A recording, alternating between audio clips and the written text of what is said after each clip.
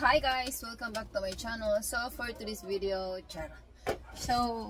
nanonood ako ng video ni Pinoy Equatorial Guinea ni Ashes. Wow. Lagi ako nanonood. Lahat ng video pinapanood ko. Uy, init. Init sa earth. Ang init dito. So guys, i-share ko lang sa inyo na bumili ako ng Tadaan! Hindi ko ata, nabaliktad pa. Hindi ko yata ito naipakita. Bumili pala ako ng aeroplano.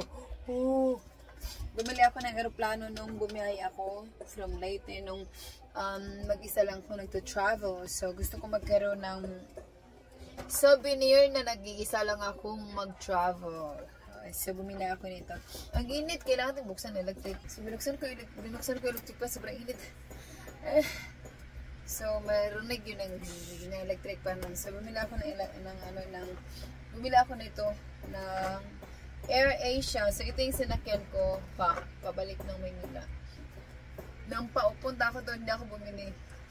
Pabalik lang ako bumili. So, ang binigaran ko ito is 1,950. Kasi yung 2,000 ko is 50 pesos lang yung supli. So, yun siguro ang presyo. Yun siguro. So, yan ang ganda. Bumili ako ng aeroplano. Mayaman na ako. For today's video, day. Charot. For today's video, day, mayaman na ako.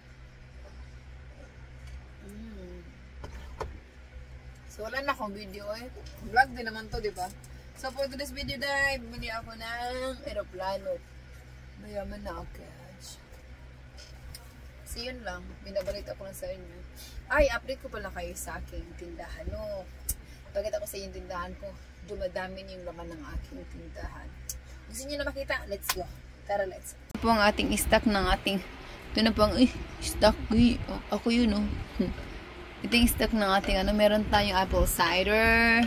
Yan, meron tayong ganyan. So, sa loob niyan, wala namang stock yan sa loob. Empty yan sa likod. So, meron tayong, ayan. Dumadami na po ang aking stock sa aking kwarto, So, ayan, meron ako dyan. So, paubos ng ating coffee ko.